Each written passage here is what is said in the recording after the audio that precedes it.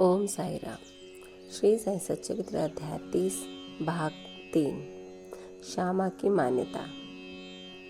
जब काका जी शिरडी यात्रा करने का विचार कर रहे थे, उसी समय उनके यहाँ एक अतिथि आया जो कि श्यामा के अतिरिक्त और कोई न था। श्यामा बाबा के अंतरंग भक्तों में से थे। वे ठीक इसी समय वणी में क्यों और कैसे आप पहुँचे, अब हम इस पर दृष्टि डालें। बाल्यावस्था में वे एक बार बहुत बीमार पड़ गए थे। उनकी माता ने अपनी कुलदेवी सप्तशृंगी देवी से प्रार्थना की कि यदि मेरा पुत्र निरोग हो जाए तो मैं उसे तुम्हारे चरणों में लाकर डालूंगी। कुछ वर्षों के पश्चात ही उनकी माता के स्तन में दाद हो गई। तब उन्होंने पुनः देवी से प्रार्थना की कि यदि मैं रोग मुक्त हो जाऊं तो मैं तुम्हें चांदी की 2 स्तन चढ़ाऊंगी। पर ये दोनों वचन अधूरे ही रहे। परंतु जब वे मृत्युशैया पर पड़ी थीं, तो उन्होंने अपने पुत्र श्यामा को समीप बुलाकर उन दोनों वचनों की स्मृति दिलाई तथा उन्हें पूर्ण करने का आश्वासन पाकर प्राण त्याग दिए। कुछ दिनों के पश्चात वे अपनी यह प्रतिज्ञा भूल गए और इसे भूले पूरे 30 वर्ष व्यतीत हो गए। तभी एक प्रसिद्ध ज्योतिषी शिरडी आए और वहाँ लगभग 1 मास ठहरे। श्रीमान बूटे साहब और अन्य लोगों को बतलाई उनकी सभी भविष्यवाणियाँ प्रायः सही निकली, जिनसे सबको पूर्ण संतोष था। श्यामा के लघु भ्राता बापा जी ने भी उनसे कुछ प्रश्न पूछे।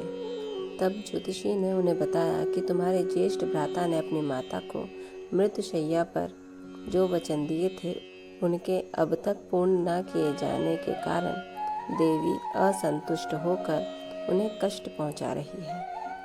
ज्योतिषी की बात सुनकर श्यामा के उन अपूर्ण वचनों की स्मृति हो आई।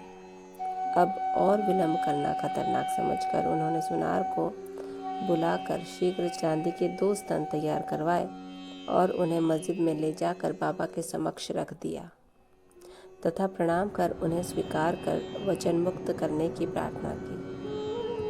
श्यामा ने कहा कि मेरे लिए तो सप्तशृंगी देवी आप ही हो, परंतु बाबा ने साग्रह कहा कि तुम इन्हें स्वयं ले जाकर देवी के चरणों में अर्पित करो। बाबा की आज्ञा व ऊदी लेकर उन्होंने वणी को प्रस्थान कर दिया। पुजारी का घर पूछते पूछते वे काका जी के पास पहुंचे। काका जी इस समय बाबा के दर्शनों को बड़े उत्सुक थे और ठीक ऐसे ही मौके पर श्यामा भी वहां पहुंच गए। वो संयोग भी कैसा विचित्र था। काका जी ने आगंतुक से उनका परिचय प्राप्त कर पूछा कि आप कहाँ से पधारे हैं। जब उन्होंने सुना कि वे शिरडी से ही आ रहे हैं, तो वे एकदम प्रेमोन्मत्त हो श्यामा से लिपट गए और फिर दोनों का श्री साईं लीलाओं पर वार्तालाप आरंभ हो गया। अपने वचन संबंधी कृत्यों को पूर्ण करके वे काका जी के साथ शिरडी लौट आए। काका जी मस्जिद पहुंचकर बाबा के श्री चरणों से जा लिपटे। उनके नेत्रों में प्रेमाश्रुओं की धारा बहने लगी और उनका चित्त स्थिर हो गया। देवी के दृष्टांतानुसार जैसे ही उन्होंने बाबा के दर्शन किए, उनके मन की अशांति तुरंत नष्ट हो गई और वे परम शांति का अनुभव करने लगे। वे विचार करने लगे कि ये कैसी अद्भुत शक्ति है कि बिना कोई संभाषण या प्रश्नोत्तर के व आशीष पाए दर्शन मात्र से ही अपार प्रसन्नता हो रही है। सचमुच में दर्शन का महत्व तो इसे ही कहते हैं।